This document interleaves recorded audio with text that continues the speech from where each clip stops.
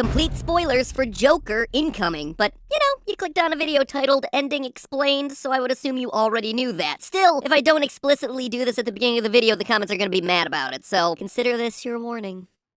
So, you have a new comic book movie for me? Yes, sir, I do. It's called Joker. Wait, you're not the usual guy. Sure I am. Well, if you say so tell me about this movie. So it follows a mentally ill man named Arthur Fleck who, is just having the worst possible luck. That's terrible. He works gigs as a clown. That's nice. But then gets beat up in the street. That's terrible. He performs in front of sick kids at the hospital. That's nice. But then drops a handgun in front of them and gets fired from the job. Wow, okay, you're really taking me on a roller coaster of emotions here. And that's just the beginning. Oh, really? Yeah. So he gets on the subway and shoots some bankers, right? Which starts citywide protests where all the people of Gotham want to kill the rich! Kill the rich! Kill the rich! Oh, hopefully they don't learn my salary. Yeah, hopefully not. Please stop looking at me that way. Okay, I'll stop. So anyway, Arthur's life really starts turning around. He finds himself a new girlfriend, he gets invited onto his favorite late-night talk show, he becomes the leader of this public rebellion. Good for him. He kills his mother, his co-workers, his favorite celebrity, and just a lot of other people. Oh my god, not good for him. Oh, no. Don't worry. None of it actually happens. Okay, good, because for a second there... Or does it? Wait, what? You see, it all just may be vivid fantasies from Arthur's mental illness. That sounds confusing. You bet it is. Almost like everybody's gonna have to watch an online video explaining everything that happened in the movie to pick apart what was real from what wasn't. I sure hope so. So you can explain it to me? Of course. It'll be super easy. Barely an inconvenience. How much time you got?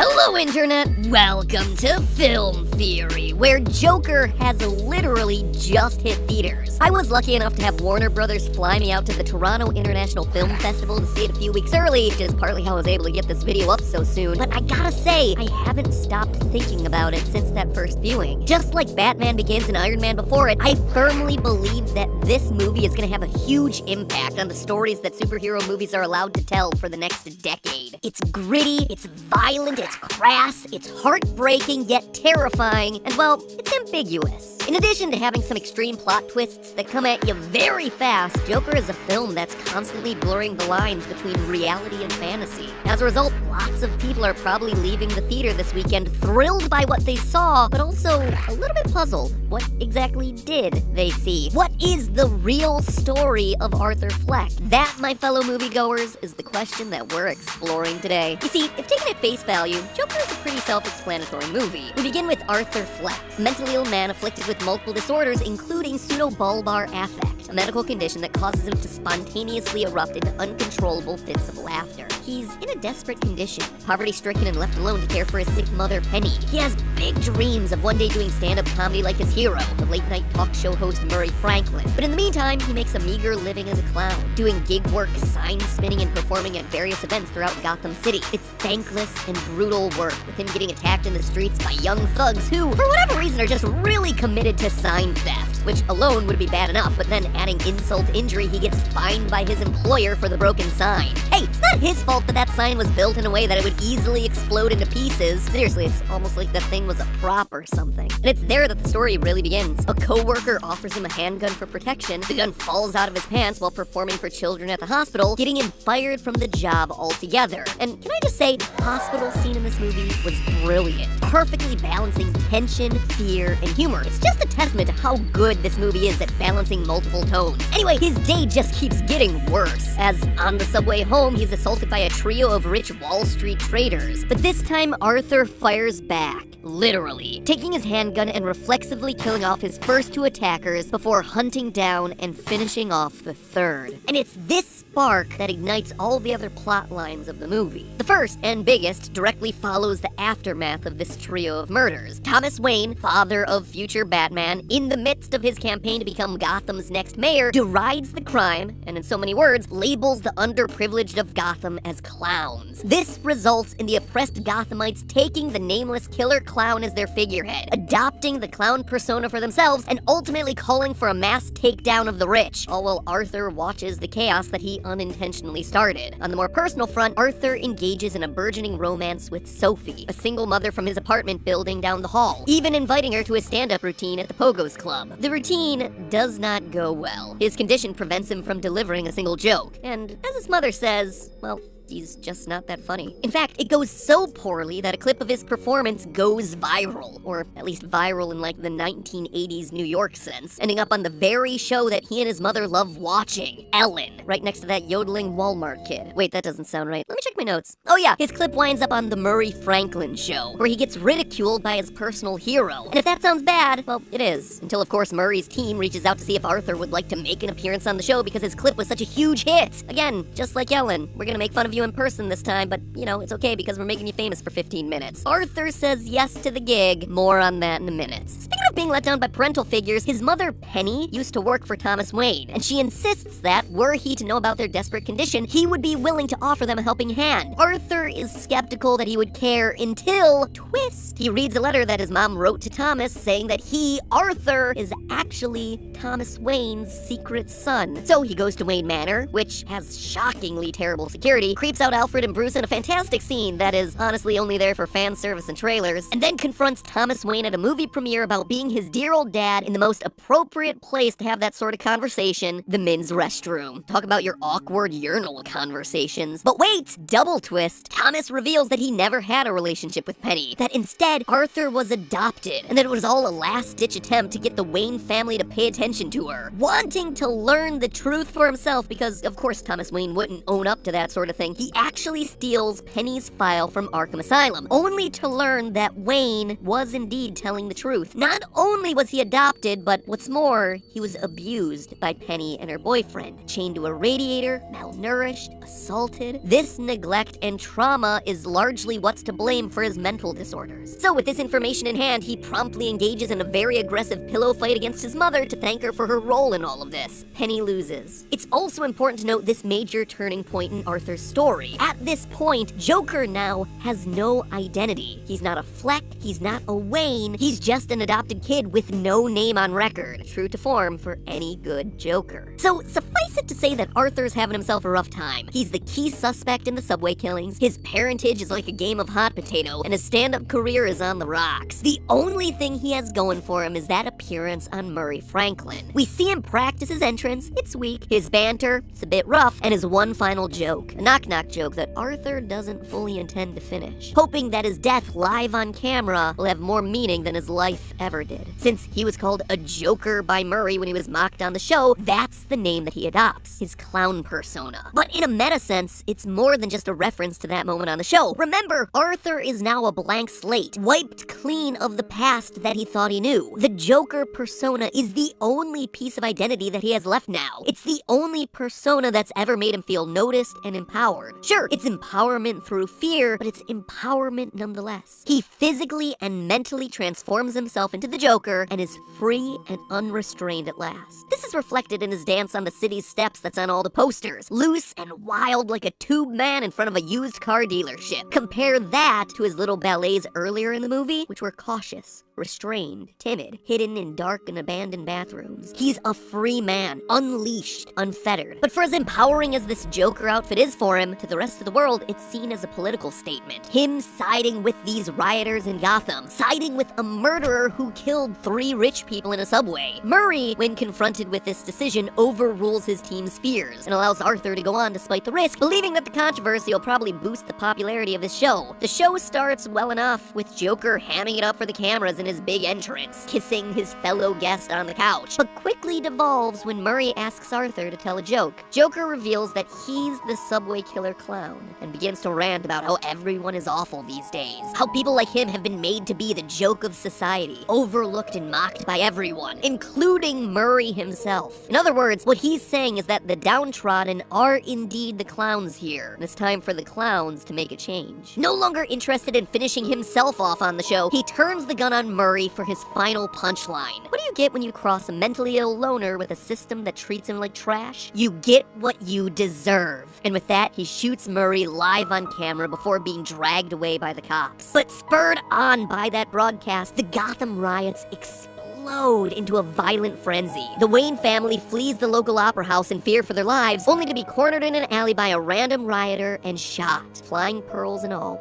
Joker is rescued from the police wagon by his now devout followers and laid out, a Christ-like figure on its hood. When he finally comes to, he stands above them all, painting a big smile on his face in blood. He's found his voice. He's found his audience. Look who's laughing now. The important point to note in all this is that it's all random. Arthur never intended to start a rebellion. He was just some guy who got attacked and attacked back on a subway. He didn't go on to Murray's show with a political speech ready. In fact, he intended to do the exact opposite. He intended to finish himself off on camera, hoping that his death would have some sort of meaning behind it. He had no idea what it would be, just that it would do something. Instead, he not only keeps himself alive, he just stumbles into the words that wind up igniting the city. There is no big plot against the Wayne family to get retribution for the way they treated him and his mother. It just so happens that a random rioter pulls the trigger, spurred on by the Joker's words. It's a domino effect, completely at random. True to the essence of this character that is the Joker, everything is chaos. For the last stinger of the movie, we cut to him in Arkham Asylum, a scene that's very reminiscent of his earlier interviews with his social worker. We see him laughing at what he describes to be an inside joke that's, quote, between me and him. The scene then cuts to a young Bruce Wayne standing over the bodies of his dead parents in an alleyway. That's the him that this joke is for.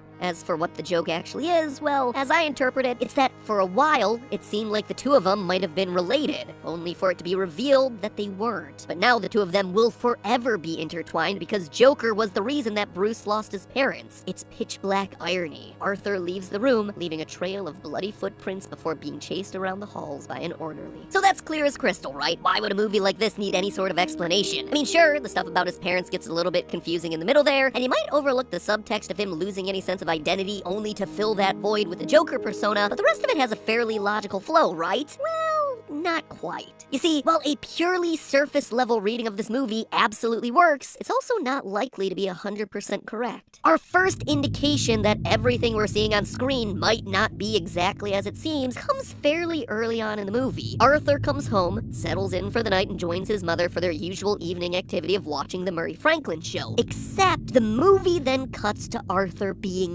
in the audience, being singled out by Murray to come up onto the stage and tell his story. Murray even says that if he had a son, he would want that son to be like Arthur. Clearly, this isn't a memory of anything that's ever happened before. It's a fantasy sequence that's been seamlessly mixed in with the rest of the narrative. And that is just the first example of this happening. When he's fired from his job as a clown, the scene then cuts to Arthur in the alley aggressively stomping on a body before cutting back to Arthur's smiling face. He's fantasizing about killing his boss in that moment, but does he actually do it? No, there are no signs that he actually does anything like that in the course of the movie. These scenes are setting up exactly what we predicted in our earlier Joker theory, that true to the spirit of its predecessor King of Comedy, this film mixes hallucination, delusion, fantasy, and reality, with no indication as to what is actually what. But perhaps the biggest, most obvious example of this blurry line between reality and fantasy comes in the form of Sophie, the neighbor that Arthur has a crush on and eventually pursues a romantic relationship with. Their early interactions are incredibly awkward. She tries to initiate small talk in the elevator with him, and Arthur can barely manage to respond, only replying minutes later in a very socially inappropriate way. He follows her to work, and instead of being creeped out, she's charmed by it. They eventually go on a series of seemingly normal dates, with the awkwardness between the two of them completely gone. But late in the movie, as the cops start closing in and as he learns the truth of his horrific childhood, he enters her unlocked apartment in need of support. But when Sophie enters the room, she's terrified. terrified. She doesn't identify him as Arthur or as the man that she's been dating. Instead, he's the guy from down the hall. It's finally then that the curtain gets pulled back. We have brief flashes back to the previous scenes of their relationship, but this time, Sophie is gone from the picture. The entirety of their relationship was a fabrication, an elaborate series of fantasies happening inside of Arthur's head. It helps explain how Arthur went from awkward social loner to ladies' man seemingly overnight. If this was all a lie, literally anything in the movie could be. So, how can you tell what's what? Well, there seem to be some definite hints, with the first one being Sophie herself. When Arthur and Sophie visit his mother at the hospital, there's a very clear, pointed moment of her leaving the room right before his failed stand-up comedy routine plays on the Murray Franklin show. This seems to suggest that that moment is really happening. It's a cinematic trick indicating to us that the fantasy element, Sophie, has left the room, leaving just Arthur and the reality of his situation, his clip playing on Murray Franklin. Another clue is the behavior of the people around Arthur in any given scene. Look at their reactions, or lack thereof, relative to his behavior. Again, this is a cinematic convention that's set up with the very first fantasy scene of the movie, him in the audience of Murray's show. Before this clip from the trailers, which obviously I can't show you because the movie is so new, Arthur's behavior is inappropriate for the setting of being in the audience of a TV show, hence why he's been singled out from the rest of the crowd. And yet, for as awkwardly disruptive as he is, no one around him reacts negatively. They're all neutral to positive. And then, in all these fantasy sequences, he's embraced by the people that he loves. Murray, Sophie. In his fantasies, he's the hero. The mother on the subway car protecting her child in the trailers? Absolutely real. She's creeped out by him. His failed stand-up routine? Real. But what we hear the audience's reaction to be is actually fake.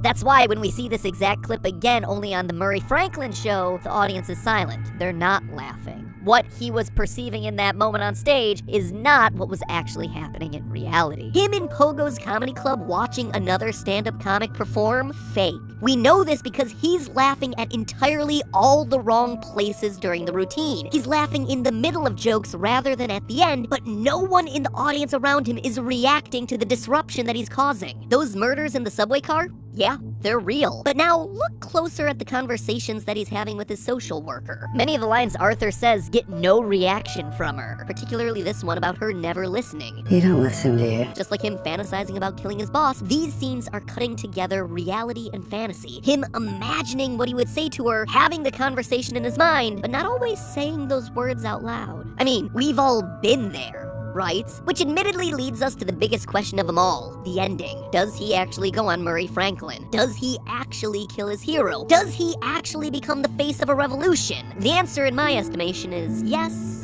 and no. It honestly depends on how you want to interpret the final scene of him in Arkham Asylum. Based on the cinematic clues we discussed, the reactions of others around him, the news coverage the Murray incident incites, yeah, it does seem to be real. The fact that there's a scene included in the movie showing the Murray broadcast mixed in with other real-world broadcasts from a neutral third-party perspective seems to suggest that this was a real thing. That moment reads to me as this horrific act of violence happening live on TV is just one of thousands of moments happening on TV and is just washed over and ignored, mixed in by all the noise that's happening around us all the time. If you're including a statement scene like that, it's probably not going to be mixed in with a fantasy sequence, right? However, there is a case to be made that most of this movie isn't real. The turning point really comes midway through the film. Arthur, during a meeting with his social worker, is informed that this will be his last. The scene ends with him asking where he'll be able to get his medication. The implication is that he won't be able to. And without his medication, wouldn't you know it, from that point forward, we get some of the most unbelievable parts of this story. His stand-up routine appearing on TV, getting invited to the Murray show, easily sneaking into the movie premiere to corner Thomas Wayne in the bathroom, being rescued from a police cruiser, surviving a crash that was fatal for everyone else in the car, and then being hailed as a figurehead for this mighty rebellion. He becomes more articulate, more confident, more driven to action, more assertive. He outright says to other characters that he's no longer taking his meds, and as a result,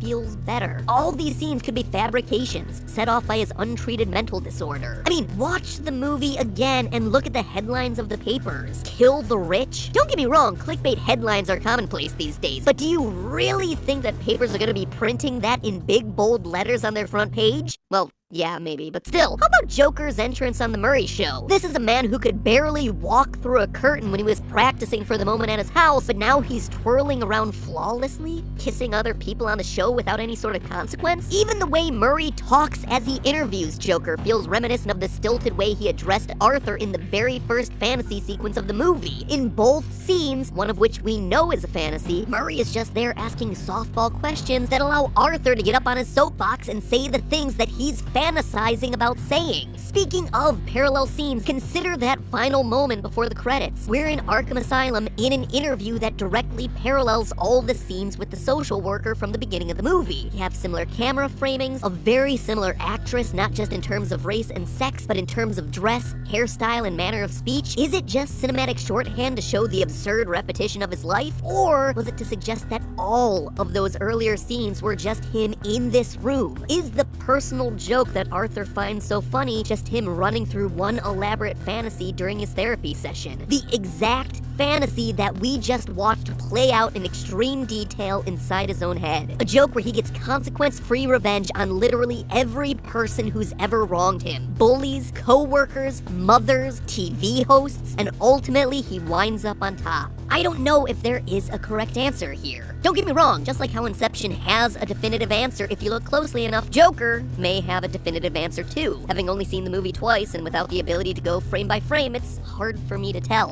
and get the necessary details. But you can bet that I'll be seeing it multiple more times to come to a conclusion. Suffice it to say, what I appreciate most about the film is how it manages to thread the needle. It gives you a backstory for this iconic character who never had one, but then rips it away and makes you question literally everything that you just saw. True to the spirit of the Joker, this movie's origin of the character is also multiple choice. If I'm going to have a past, I prefer it to be multiple choice. But hey, that's just a theory. Wow, that sounds super complicated. No, it'll be great. The internet will be debating about it for years. Can we at least add like a Batman credit card or something? I am not even gonna entertain that idea with a response. Well, it's just that if nobody knows what's real and what's not, how are we supposed to tie this together with Wonder Woman and Aquaman and all those other delightful little scamps? Actually, it's gonna be super easy. Barely an inconvenience. What did you say? I said I have a script for you called Joker. What happened to the other guy? What other guy? Wait, was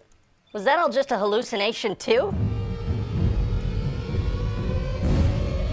Probably. I mean, your desk is covered in strange pills. Oh, yes, it certainly is. Now, do you mind if we get to my pitch? I'm really excited about this movie. Oh, yeah, let's do that thing, but let's do it over at our usual office, okay? You guys can get there by clicking on the box on the screen. There are a bunch of videos on the Screen Rant YouTube channel. Who are you talking to, and what's a Screen Rant channel? Did you take one of your desk pills again? Oh, so I did. Whoops! Whoopsie! But seriously, Screen Rant is full of hundreds of pitch meetings just like this one. I guarantee that you'll end up watching like at least 10 in a row. I certainly did.